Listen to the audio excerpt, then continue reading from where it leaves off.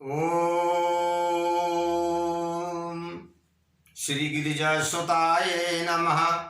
ओम श्री शंभुसुताय नमः। ओम वीणावादिनी सरस्वत्यै नमः। ओम श्री सीतारामचंद्राभ्यां नमः। ओम अंजनी नंदनाय नमः। ओम श्री परम गुरु चरण कमलेभ्यो नमो नमः। ओम आद्यशक्ति महाकालिकायै नमः। प्रिय सुजन बंधु, आप लोग आज श्री मारुतिमानस के 43वें पारायण की गाथा श्रवण करने के लिए उपस्थित हुए हैं। प्रिय श्रोता बंधुओं, देवियों, बेटा बेटियों, आवश्यक है इस महान कलयुग में श्री हनुमान जी सरकार की गाथा को श्रवण करना। देखिए, उनकी शक्ति, उनका महत्व जब हम समझेंगे तब हमारे हृदय में उनका ओज एवं उनकी उजास आएगी। बंधुओं, कल की गाथा में आप लोगों ने श्रवण किया था कि समुद्र के किनारे बैठे हुए बांदरों के सहित युवराज अंगद अपने हृदय में बहुत दुख मना रहे हैं और सुग्रीव को कोस रहे हैं। हो सकता है उनका विचार सत्य हो या उनका भ्रम हो, दोनों बातें मानी जा सकती हैं। इसके ऊपर कोई भी विद्वान है, कोई भी कवि तर्क नहीं कर सकता। आइए हम आगे के चरित्र की गाथा को श्रवण करें। जब अंगद अपने बानरों के साथ बैठे बैठे ऐसा विचार कर रहे थे, रो रहे थे, तो हमारे हनुमान जी सरकार दूर बैठे बैठे सारी बातें सुन रहे थे। शास्त्र कहते हैं कि जब एक व्यक्ति अपने मन की बात कर रहा हो तो उसे पूरी कर लेने दीजिए, उसको बीच में न टोकिए। क्योंकि यदि बीच में टोक दिया गया तो उसका मन उस बात को मानने तैयार नहीं होगा और द्वंद्व करने लगेगा। जैसा हमारे ऋषि मुनियों ने कहा है, यदि एक व्यक्ति रो रहा है उसे चुप मत कराओ, क्योंकि जितना चुप कराओगे वह उतना ही रोएगा। जब वो पूरा रो लेगा ना तो अपने आप शांत हो जाएगा। इसी प्रकार समझ समझ करके व्यक्ति को बात करनी चाहिए। जब अंगद जी ने निश्चित कर लिया, अपने मन की भड़ास निकाल ली, बानरों ने भी उनका साथ दिया, हनुमान जी ने कल के इसमें पूरा विचार कर लिया कि राज्य का विघटन हमारे लिए दुखदायी है। विद्वान, बुद्धिमान, श्रेष्ठ शक्ति से संपन्न हमारे सरकार तब उठते हैं। उठे और उन्होंने पूरी नीतियों को हृदय में रखा, पूरी नीतियों का साधन किया, ज्ञान विज्ञान को परखा और फिर सरल और सत्य भाषा, मीठी भाषा में बोले। सत्य बात है, व्यक्ति को अपना पक्ष रखना है, सत्य को रखे पर मीठी भाषा में रखे। याद रखे, कठोर भाषा का प्रयोग कहीं ना हो, अन्यथा तुम्हारी बात को कोई सुनेगा नहीं। सकल नीति गुण साधिए परख ज्ञान विज्ञान, सत्य सरल मृदु वचन बर बोले हनुमान। बंधुओं, हमारे शास्त्र या हमारे शास्त्रों के चरित्रों के जो नायक हैं, वह जो लीला करते हैं, जैसी बात करते हैं, हमें उनका अनुसरण करना चाहिए। शास्त्र हम क्यों सुनते हैं? इसलिए सुनते हैं कि हम उनका अनुसरण करें, अनुकरण करें और अपना जीवन उसी नीति के ऊपर चलाएं। बंधुओं, हनुमान जी उठे, अंगद जी के पास आए, रोते हुए टूटते साहस वाले अंगद के कंधे पर हाथ रखा। अंगद जी चौंक गए, हनुमान जी को देखा, चौंक गए, थोड़े सावधान हो गए। अंगद जी हनुमान जी को देखने लगे कि क्या कह रहे हैं।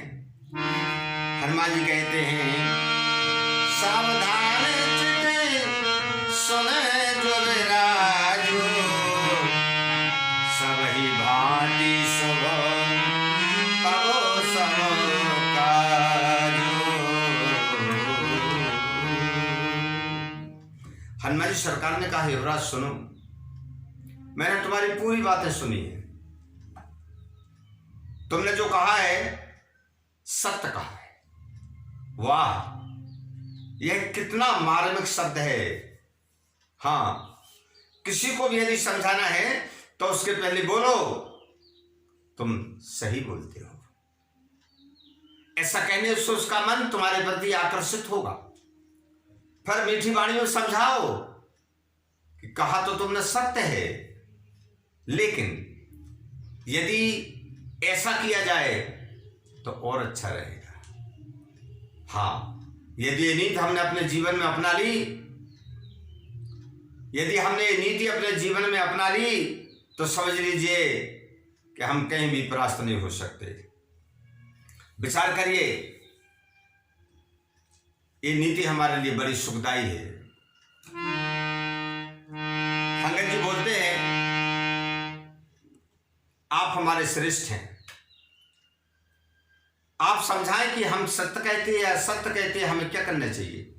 हनुमान जी ने कहा, युवराज तुम सत्य कहते हो, लेकिन चलो मान लो। क्या कहा? चलो मान लो। क्या मान लो? मानहु कपिपति साचे घाती,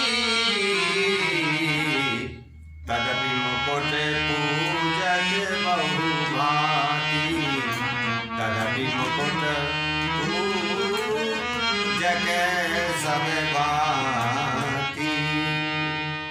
मान लो कि सुग्रीव घाती हैं, मैं भी मानता हूं चलो कि सुग्रीव घाती हैं, लेकिन क्या करोगे? विचार तो करना पड़ेगा। पूजा किसकी होती है? व्यक्ति की? युवराज नहीं, पूजा होती है मुकुट की, पूजा होती है पद की, और जब तक वह उस पद पर है उसकी पूजा होगी। पद से निकल जाने के बाद फिर लोग भले उसको गाली दें, परंतु उस समय तो मानना पड़ेगा। क्यों? कि वो पद पे है। युवराज, इस समय वानरों के राजा के रूप में उस पद पर सुग्रीव बैठे हैं, जिस पद पर कभी तुम्हारे पिता बाली बैठा करते थे। सही बात है ना? अंगद जी बोले, सत्य है। अब सोचो, यदि अपने ही मुकुट को गिराओगे तो वानर समाज का क्या होगा? वानर समाज का ही पतन होगा। इस सारे विश्व में वानर समाज में बिखराव आ गया है, ऐसी चर्चा फैल जाएगी। युवराज, जो आगे बढ़ता है अनायास उसके मानसिक दुश्मन बहुत होते हैं। फिर वो सारे दुश्मन एकत्रित होकर के वानरों पर चढ़ाई कर देंगे, तो सीता का खोजना अलग रहेगा। इस युद्ध में हम अभी तत्काल उलझ जाएंगे। इसलिए अभी हमें सुग्रीव के गुण एवं अवगुणों की ओर नहीं देखना। लघु विरोध है नाही बड़ी हानि, बड़े विरोध सब कथा नसानी। बड़ विरोध है सब कथा नसानी। देखो, विचार करो युवराज, छोटा विरोध करने में कोई नुकसान नहीं होता, लेकिन बड़ा विरोध करने में बहुत बड़ा नुकसान होता है। सबसे पहले मानसिकता में विरोध आता है तो हर व्यक्ति अपने सामने वाले की बुराई बतलाता है। यहां तक कोई नुकसान नहीं। लेकिन नुकसान जब होता है जब युद्ध की नौबत आ जाती है। विचार करो, महाराजा सुग्रीव कम नहीं है। यदि ऐसा विचार करोगे तो वो बहुत बड़ी युद्ध की तैयारी कर लेंगे। क्योंकि संसार का प्रत्येक व्यक्ति अपने को बड़ा, अपने को श्रेष्ठ मानता है और अपने पद को छोड़ने को तैयार नहीं होता। इसलिए युवराज अब सुग्रीव की ओर मत देखो, अभी भगवान राम की ओर देखो। भूल जाओ इन बातों को। हम सब कभी सुग्रीव के पाए के कहा हुआ भूत से रही सहाय तो कहूँ आपू कसे रही सहाय तो। विचार करो, हनुमान जी सरकार ने कहा विचार करो। इस समय में, इस कुसमय के वातावरण में, इस दुख के समय में हम जितने यहां हैं ये सब सुग्रीव के पायक हैं। इस समय सुग्रीव की आज्ञा से आए हैं। अपने कर्तव्य को ध्यान में रखते हुए हम सुग्रीव की आज्ञा का पालन करेंगे। मैं भले चाहता हूं कि तुम्हारी बात सही है, परंतु विचार करना, इस समय हम कोई आपका साथ नहीं दे पाएंगे। क्यों? अभी हम राज्याज्ञा से प्रेरित हैं। अभी हम उन परमात्मा प्रभु श्री राम के कार्य के लिए हेतु आए हैं। इसलिए विचार करना, हम तुम्हारे दुश्मन नहीं हैं, परंतु तुम्हारे इस अभियान में हम तुम्हारा साथ भी नहीं दे पाएंगे। कपिपति सर्वविधि सबल सहाया, सिर पर मुकुट राम की छाया। युवराज से जरा विचार करो। नीतियां समय समय के अनुसार बदलती हैं। नीतियां जब बदलती हैं तब अपना अपना कार्य दिखाती हैं। भले भगवान श्री राम की छाया तुम्हारे सिर पर है, भले उन्होंने तुम्हें अपना पुत्र माना है, परंतु एक नीति के अनुसार उनका कार्य भी सुग्रीव के हाथ में है। क्यों? समस्त वानर समाज सुग्रीव के साथ है। यदि मौका आएगा तो वो तुमसे शांत रहने के लिए कहेंगे। क्या कहेंगे?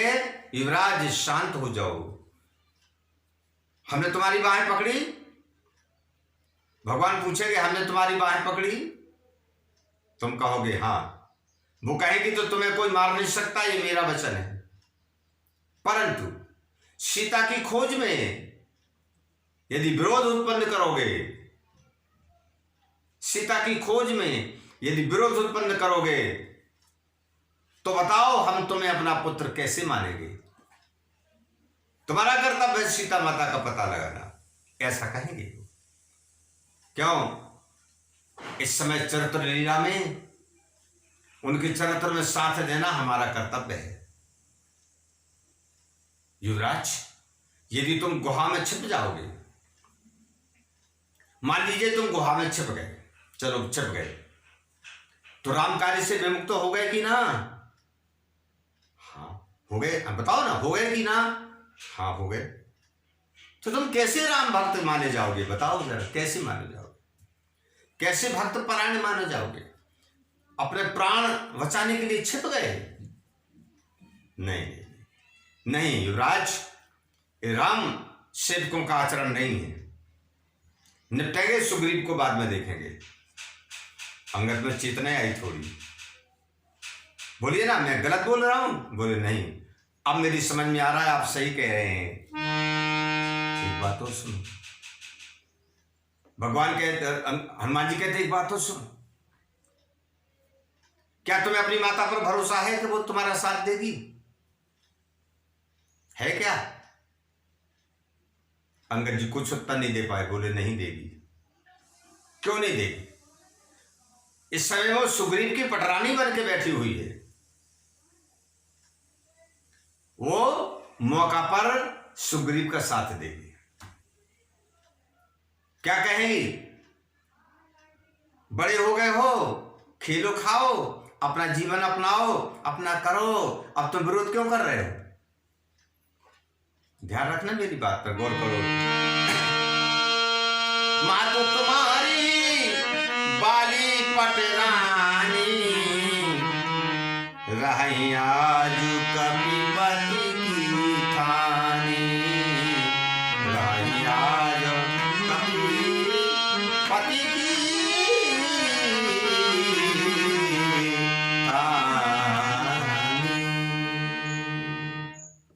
विचार करो, माता भी पूरा साथ नहीं दे पाएगी, क्योंकि इस समय सुग्रीव ने उनको अपनी पटरानी बना लिया है और अप्रत्यक्ष रूप में तारा ही महारानी बनकर के राज्य काज संभाल रही हैं। सुग्रीव तो उनके प्रतिनिधि जैसे हैं।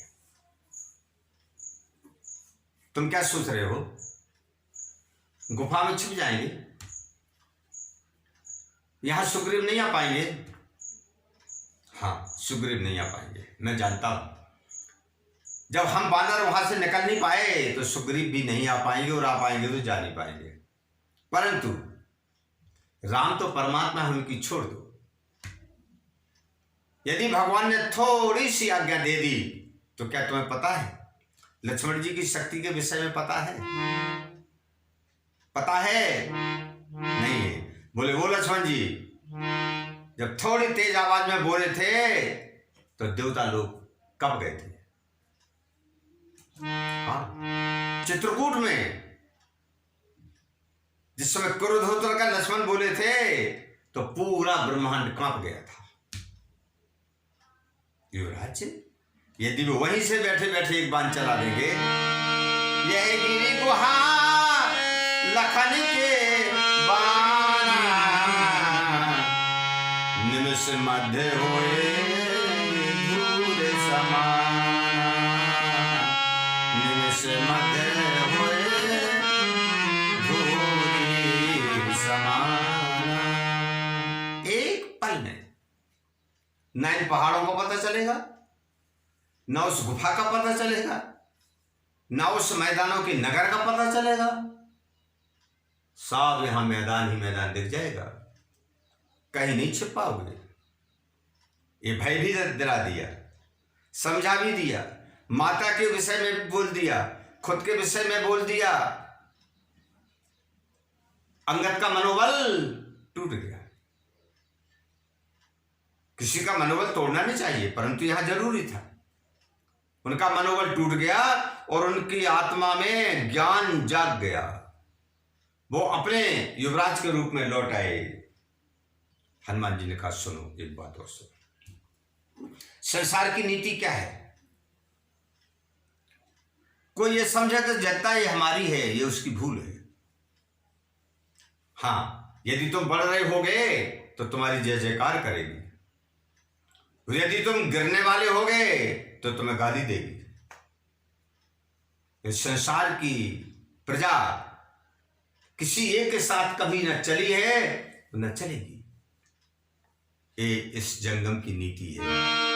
क्या यही सकल जंगम की नीति, दुर्बल सन को करत न प्रीति, दुर्बल सन को करत न प्रीति। युवराज, यदि दुर्बल बन जाओगे तो तुम्हारी सहायता कोई नहीं करेगा। क्यों? दुर्बल के साथ में कोई रहता ही नहीं। सबल की ओर सब देखते हैं। वो अच्छा करे बुरा कहे, अच्छा कहे बुरा कहे, परंतु संसार का प्राणी रहेगा उसी के साथ। युवराज, मुझे पराया नहीं समझना, मैं तुम्हारे हित की बात कर रहा हूं। मेरी बात को स्वीकार करोगे, तुम्हारे नाम की जय जयकार होगी, मैं वचन देता हूं। क्या एक और नीति सुना रहा हूं। जो व्यक्ति निर्भय होकर खड़ा हो जाता है, क्या जब व्यक्ति निर्भय होकर खड़ा हो जाता है ना, तो संसार के लोग पीछे भाग जाते हैं। निर्भयता की यह ताकत है। और जो डर जाता है,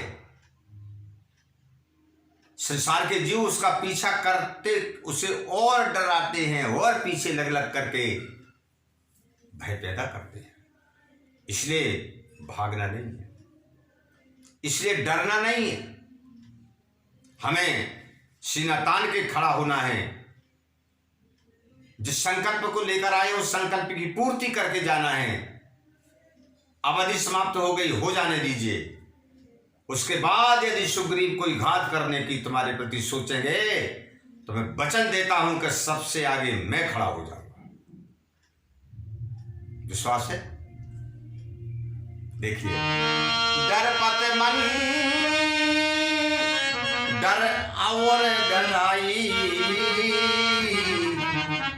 डरे हृदय नहीं को सहाई। डरे हृदय नहीं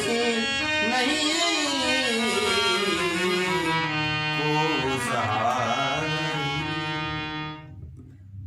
डरे हुए हृदय की कोई सहायता नहीं करता। आज संपूर्ण राक्षस समाज, पूरा दानव समाज, पूरा गंधर्व समाज या पूरी सृष्टि रावण की जय जयकार क्यों करती है? भले मन से ना करती हो पर करती है, क्योंकि वो निर्भय है। उसके हृदय में डर नहीं है। वो परब्रह्म परमात्मा से भी नहीं डरता। इसलिए आज वो सबल है। क्या कहा? सबल है।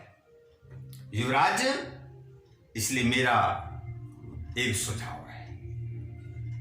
ये गाथाएं गाने का समय नहीं है, ये चर्चाएं करने का समय नहीं है। हम समुद्र के पास आ चुके हैं।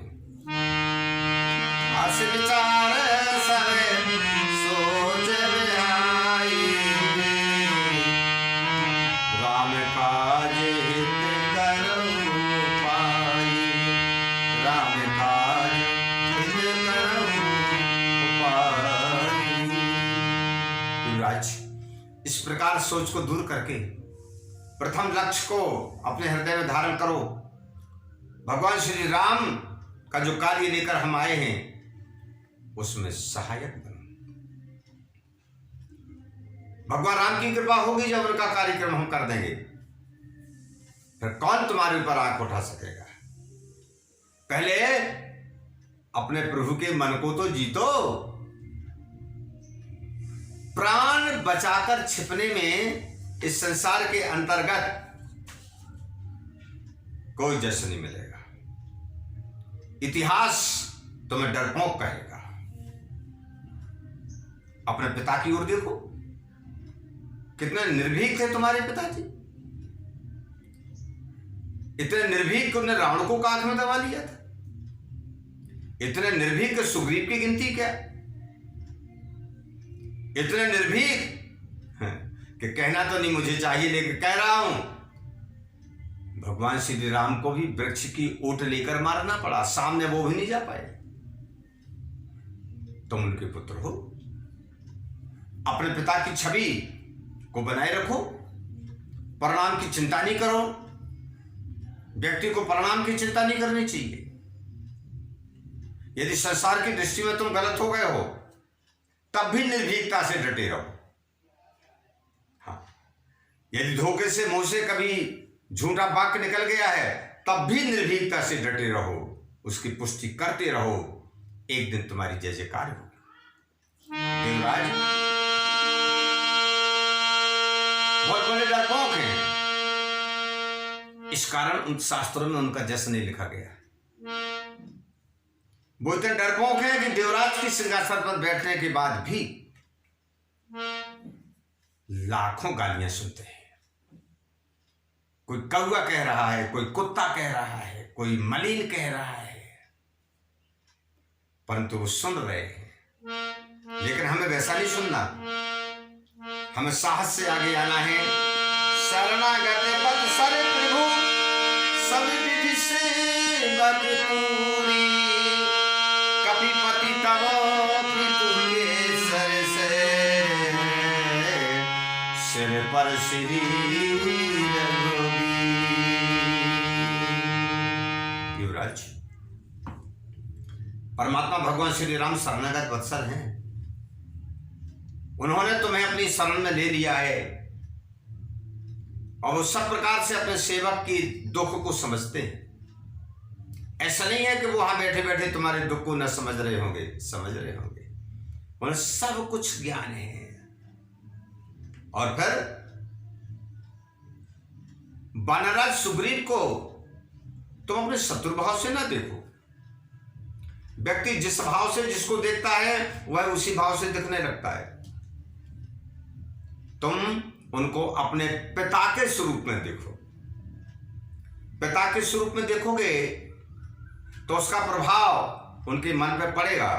यदि उनके मन में कोई छल छिद्र दोष होगा भी तो वो उसको फिर नहीं कर सकेंगे कि तुम्हारा पुत्र भाव उनके लिए पिता भाव को लाने के लिए अवश्य प्रेरित करेगा। और फिर तुम्हें क्या चिंता की बात है?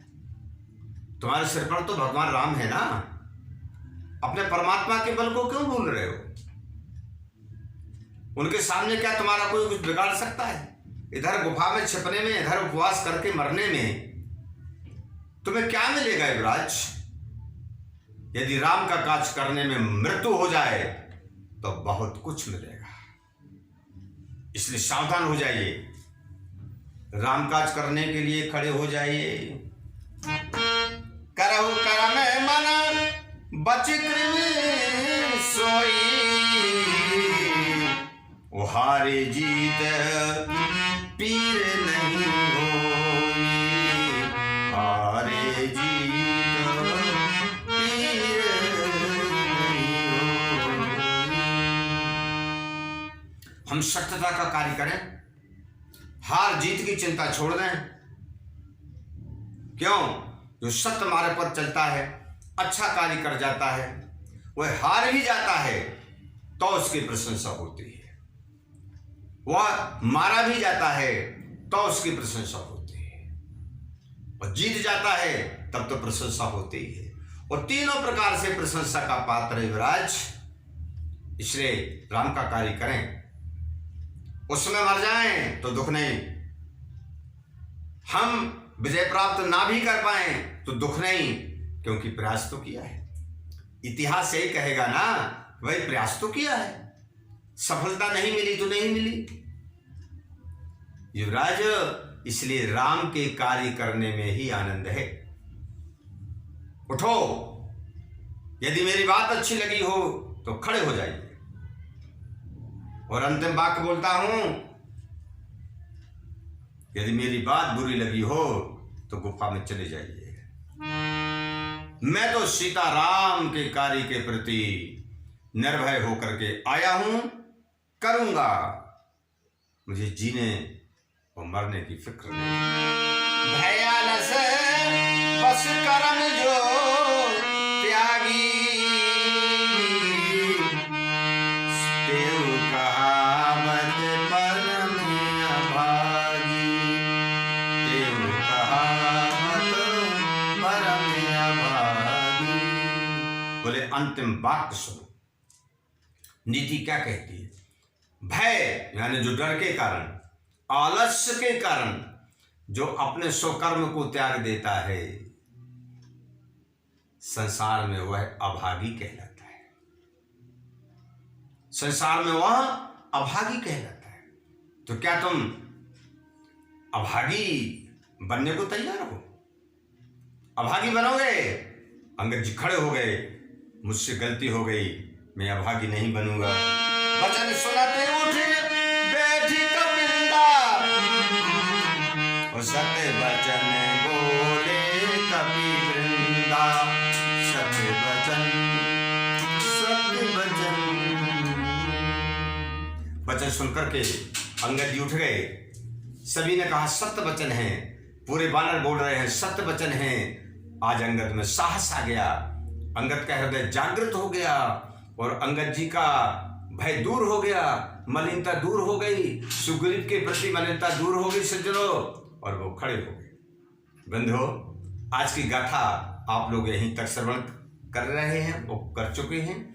आगे की चर्चा अपनी चलती रहेगी और मैं अपनी वाणी को यहीं विश्राम देता हूं।